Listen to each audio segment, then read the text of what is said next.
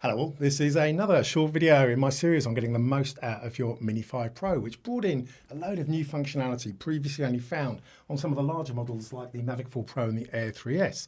And one of the most useful new functions is the Free Pano Mode to help you get much wider angle pictures without having to fly further away from the subject. It's so easy to use, but as ever, it's also easy to overlook if you don't know about it. So a very quick video today on how to get the most out of this because it is a little bit hidden away.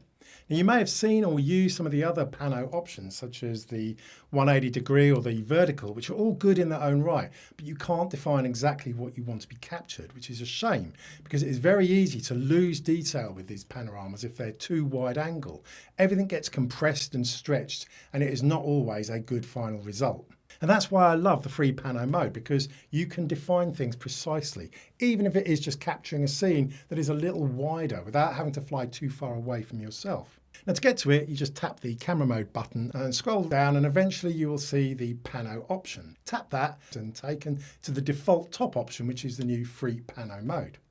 Now when you select that, it asks you to set the start and end position of the camera. So now move the drone's camera up and to the top left of the starting position of the scene you want to capture.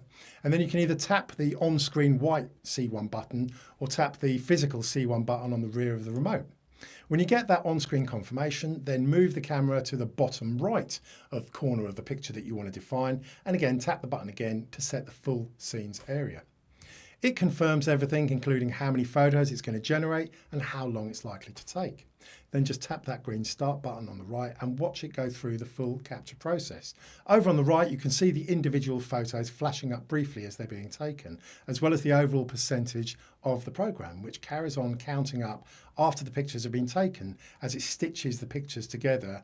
Once it's completed, you can check the picture in flight by tapping the small play button just below the shutter button, and you can check that the actual picture generated is exactly what you wanted. If not, then just start again and have another go. I think the Fly app does a pretty good job of stitching the photos together, but if you prefer to do that yourself, you can set the output for the individual photos. When you're in Pano mode, just simply tap the lower right settings and you can select the output settings, and they're going to be saved on your SD card or your internal memory under their own separate little Panorama folder.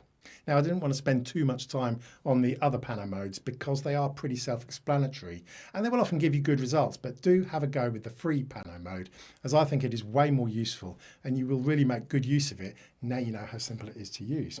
But it's also great for some eye-catching shots where you really do want to get a much wider shot, maybe to catch a beach setting or maybe promenade lights along a beach.